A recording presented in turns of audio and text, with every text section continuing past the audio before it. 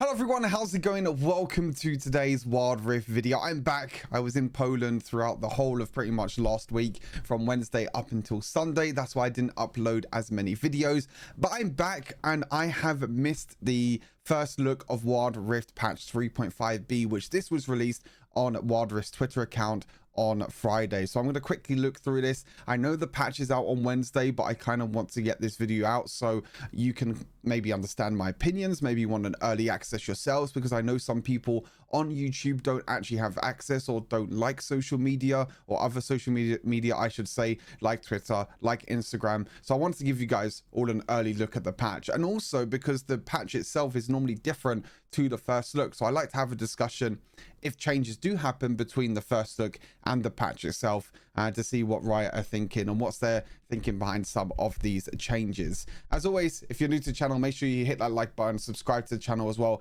for more Wild Rift content coming out soon and starting in the new year.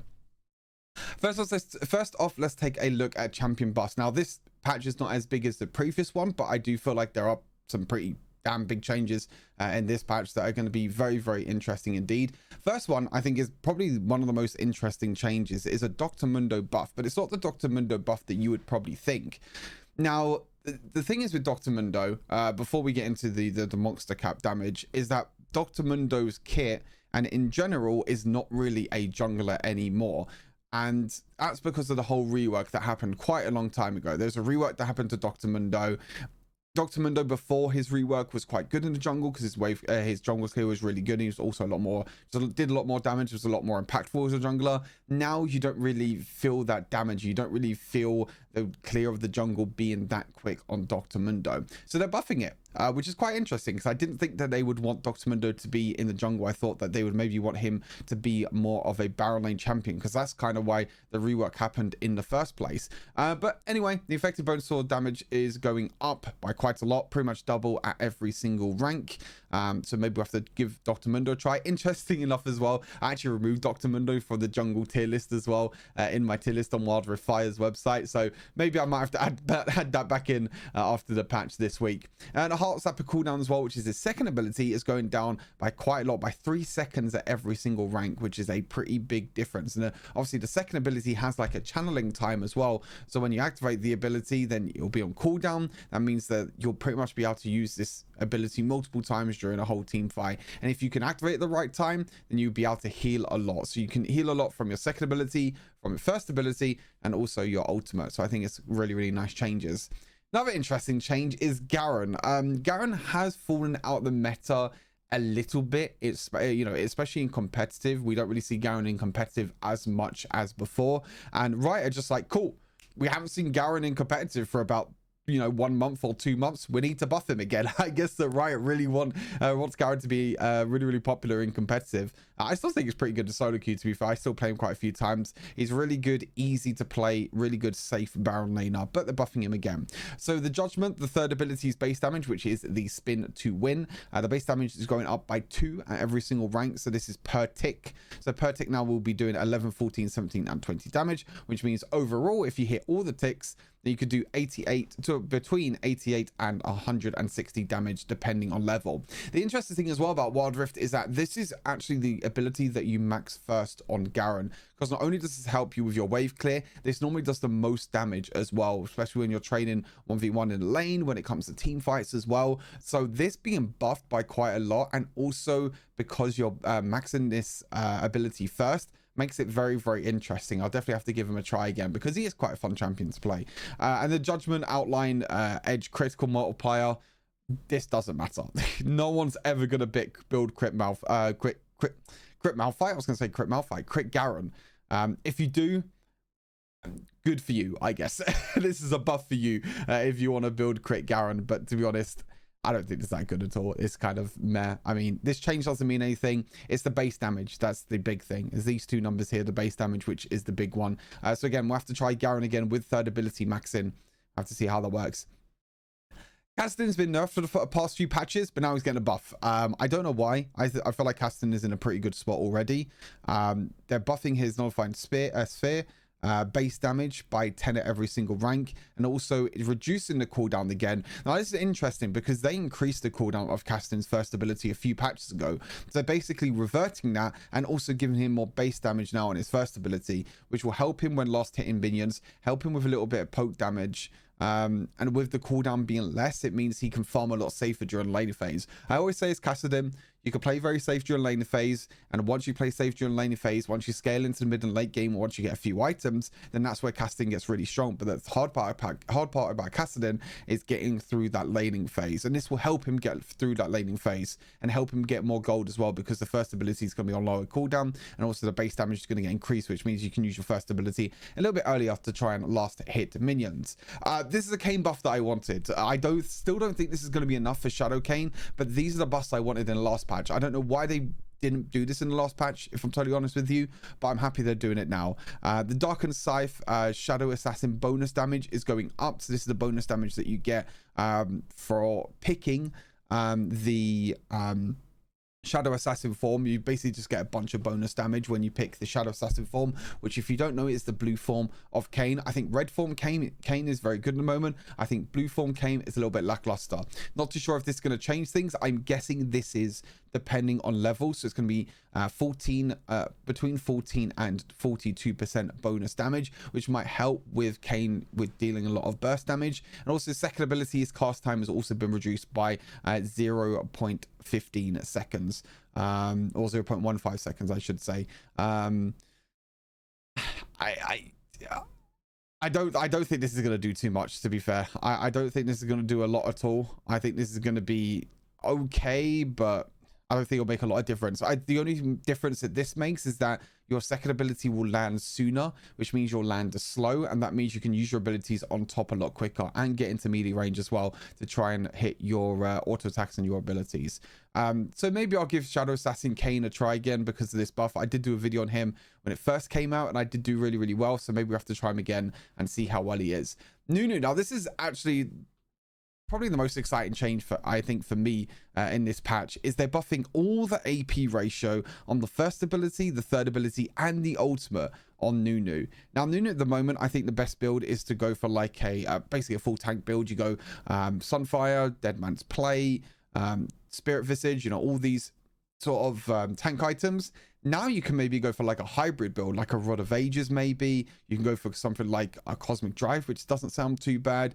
Death Cap as well. Then you can go into a little bit of tank after that if you want to, like Spirit Visage, because the healing works so well with Nunu's first ability. So Nunu's first ability, the ability power ratio is going up by 10%. The third ability, so per snowball hit, is going up by 1%, which means that the maximum snowball AP ratio, if you hit every single snowball, has now gone from 68 up to 85%, which this number is going to be very, very huge. If you can hit every single snowball with our third ability, you're going to be doing a huge amount of AP damage. And then your absolute zero, your ultimate, the shield is now getting scaled even more with AP ratio. So that means you're going to get more healing with your first ability because the AP ratio is going up. You're going to get more damage with your third ability, and your shield is going to be more impactful with your ultimate. And when you're building AP Nunu as well, it means that your ultimate will be dealing more damage, and also your snowball will be dealing more damage as well. So you can snowball into lanes, you can use your ultimate and do a lot of damage. And the great thing about Nunu as well is that he doesn't need to farm that much. Nunu is a ganking jungler, and because of the changes that happened to jungle a few patches ago, I think this buff on top of the jungle changes is actually really, really good for Nunu, and I think Nunu might be a pretty good AP jungler. Again, we'll have to try him out though and test him out. Pantheon kind of expected him to have a buff, to be fair, because he's kind of not really been in the meta at all for a very, very long time. Third ability going down in cooldown by quite a bit, especially in the early game. The late game is staying exactly the same, and the ultimate, the armor penetration, is going up at level 2 and level 3. Do I think this will be enough? Probably not. I mean, the third ability going down in cooldown is quite big because you can block quite a lot of abilities with that, but 15 seconds is still a very, very long cooldown in the early game. And the problem is that most of the time Pantheon just loses out trades in the Baron lane. You can maybe play Pantheon jungle. I don't think this really helps Pantheon jungle too much. This helps him be a little bit more healthier in the jungle because you can shield all the minion attacks, but there's no damage buffs or anything.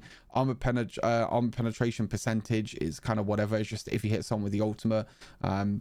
I still think Pantheon is quite easy to play against. I still think that he's just not a strong champion overall. And as I said, in the Baron lane, you just lose out to the bruises every single time you go in for a trade, because they just have Grasping Undying, Divine Sunderer healing and all that sort of stuff, and it's really annoying to deal with. So yeah, don't think the Pantheon changes will mean too much, but still nice that he gets the buff. This is Braum nerf is very, very strange. I don't understand this at all. I don't know if Braum is just absolutely broken at the moment, maybe from Riot stats. I'm not too sure why, because Font of Life got nerfed. Font of Life got nerfed about 5 times in a row, which basically nerfed Braum every single time as well. But his base AD is going down, which is kind of to do with like trading and laner phase, because you just auto attack to try and stack your passive, and the base armor is going down, which means he's not going to be as tanky during laner phase as well. So this means that his early game is going to be a lot weaker in terms of trading and auto attacking, also in terms of trying to tank a lot of damage. And Rakan's ultimate has been nerfed.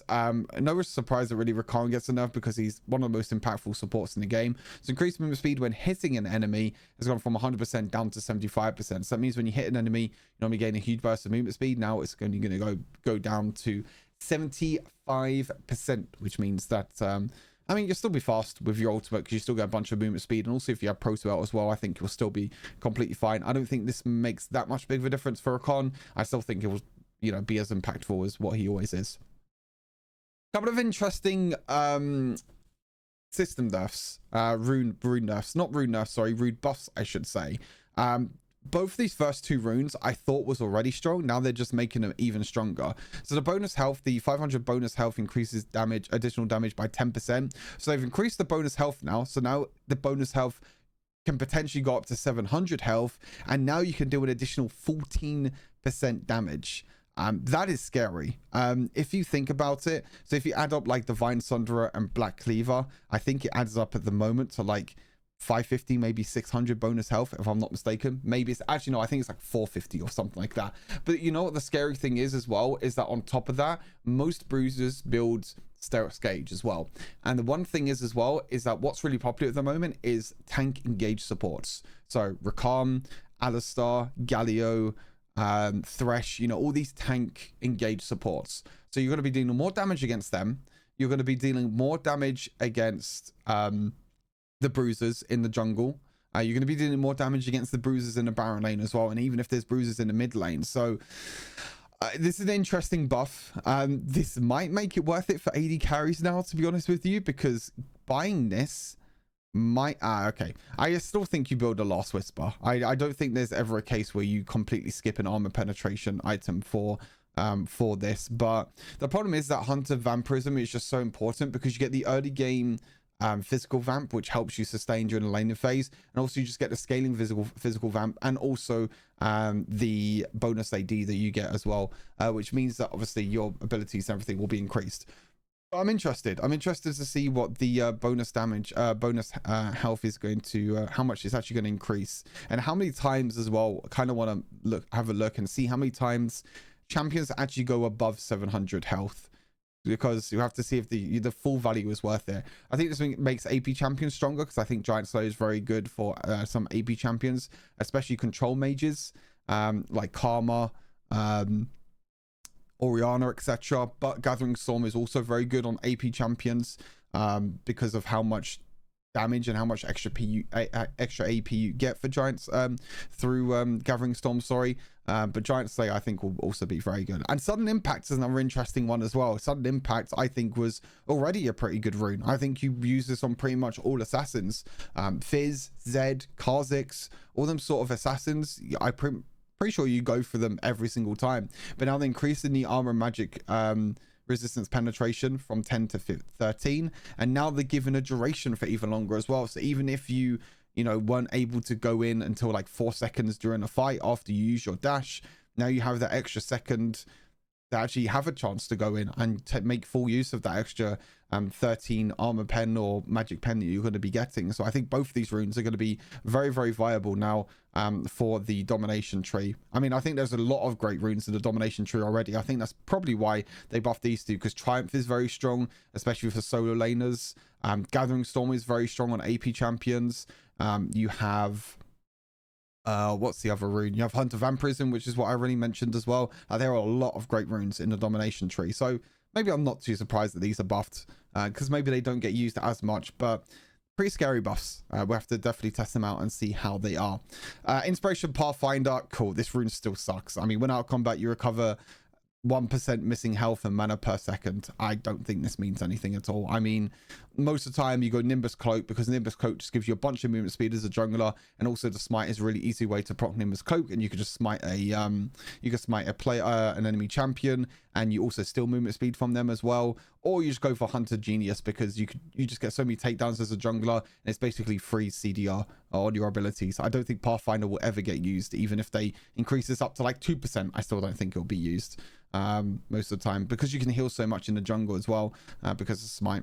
And then they made some adjustments to Riven. So the base armor per level went up, the health generation went up, but the third ability, the attack damage ratio, did go down. So it means base armor per level means she's going to be a little bit extra tanky. The same with the base health regeneration, which I don't think health regeneration is really going to mean too much.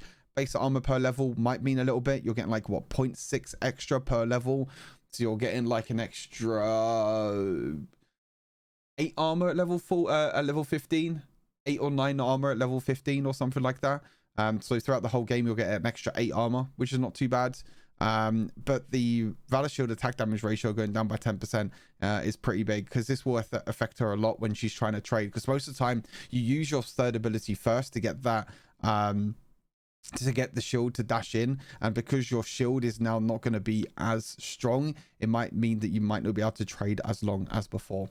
But yeah, that's pretty much everything for this first look. As I mentioned, this patch is coming out this week on Wednesday, or the patch notes itself will be out on Wednesday, and the patch itself will be out on Thursday. So yeah, we will definitely try out a few of these things. Again, I'll be releasing a video of the full patch notes on Wednesday when they go live, to see if there's any changes and talk about the changes. But until then, stay safe. Be sure to check out my stream later today as well, because I will be playing some of the new Chroma skins, Samira, Samira, Jinx, and Echo. I'll be trying out all of them skins on stream, so make sure you check them out. And as always, make sure you like, subscribe, all that jibber jabber. And I'll see you all in the next video. Peace.